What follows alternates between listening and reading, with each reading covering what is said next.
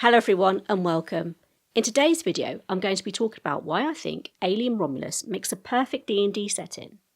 Also, before I get into it, this video will contain spoilers, so please come back once you've watched it, if this will ruin your experience. For starters, we have a relatively simple backstory, and our lead characters have a clear goal: to leave a horrible coal mining colony and go to a lusher sounding colony on Yavaga free. But there is a catch.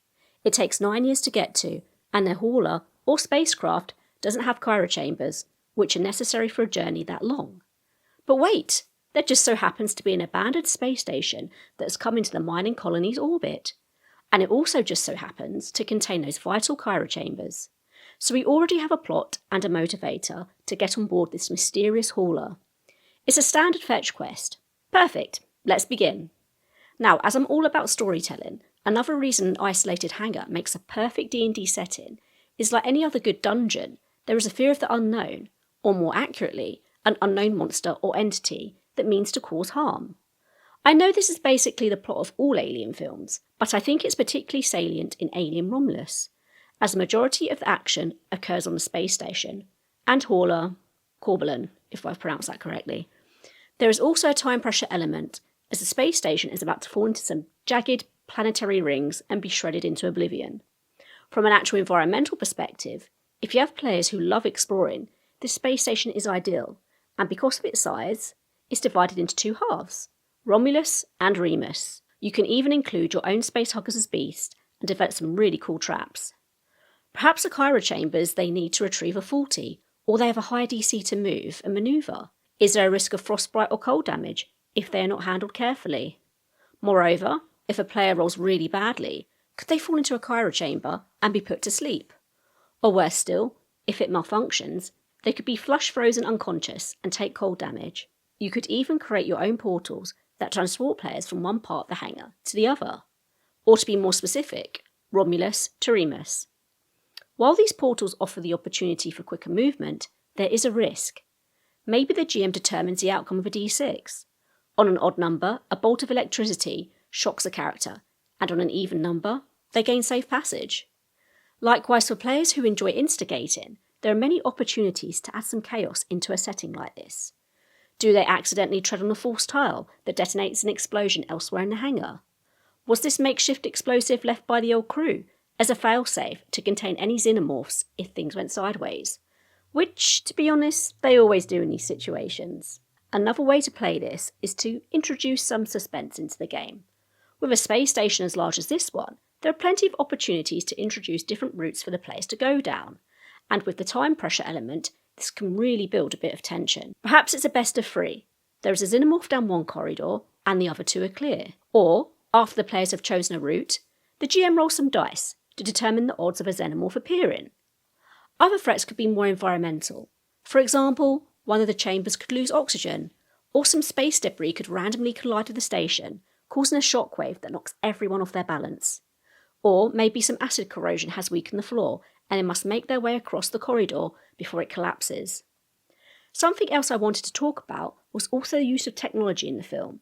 I really like the inclusion of Rook and the development of the vaccine from the xenomorph, Black Goo. This builds on Prometheus lore, which implied that the black goo was responsible for creating life on Earth and humans. I also noticed some deeper connected lore with the hybrid baby from K being born half xenomorph and half human. I thought it looked very much like an engineer. Anyway, I digressed a bit there. Back to the technology. So yeah, the vaccine could be something to include in the campaign, but you could add additional properties to it. Perhaps it's a healing potion, but it also gives the player resistance to acid damage. Moreover, you could incorporate some risk into it. Perhaps a player must make con saves every now and then, and if they fail 3 times, they turn into a xenomorph. Next, I will talk about how the Alien Romulus setting can help alleviate some GM challenges. So in creating a homebrew campaign, one of the most significant problems is perhaps adding a bit of urgency, or some external pressure. With the Romulus hangar, there is urgency already built in, as it is on a collision course with those pesky planetary rings. All of this could help speed up decision making among the players, when necessary of course. We don't want to speedrun through the game. Something else to consider is monster creation, which can be challenging if you're not feeling too inspired. With a homebrew campaign, it's good to include some novel monsters, especially for more experienced players who have likely seen a lot already. The Weyland-Yutani Corporation is constantly tinkering with xenomorphs, as they want to use their biological matter and DNA in research. So yeah, with Alien, you can get creative with this. I mean, you could even use a morphological matrix to combine xenomorph traits with other monsters. You don't even have to use it in a practical sense. It could just serve as a monster idea generator. So with the morphological matrix, on the short side, I've listed the xenomorph, and then underneath, all the other sections are monster types. On the long side for the xenomorph, I've written off the top of my head attributes or associations that we'll think will make a good hybrid monster. For example, I've noted they have acidic blood and use a host. Now for the monster types, I haven't gone as granular, but I've just listed monsters within those types. So in aberrations, we have Mind Flayer, Aboleth, and so on. If you want to, you could randomise this process. You could number these boxes and let the dice determine the outcome. I didn't think of this before drawing it up, as I have 25 boxes. 20 would have been ideal. So if we take a xenomorph attribute, we could combine it with another beast to create something new.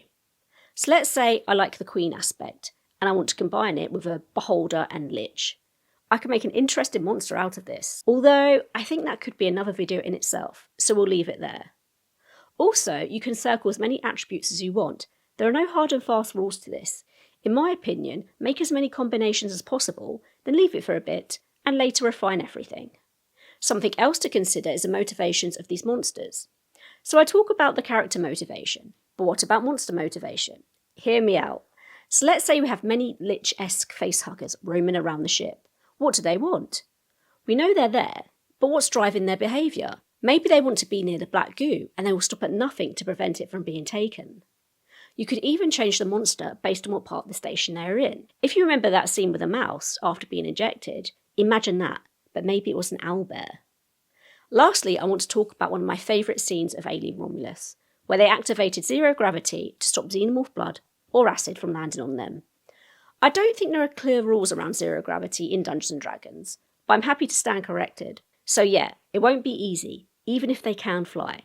Ideally, they would need to kick off something, or cast a spell that can push them about. Of course, if necessary, they can still attack with melee and ranged weapons.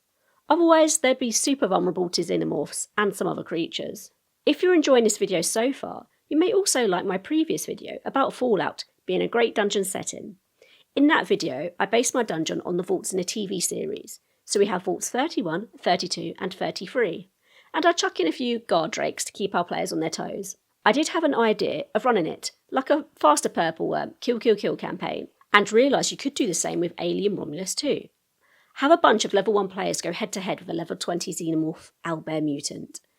Right, that's all for today folks, and I'll see you in the next one.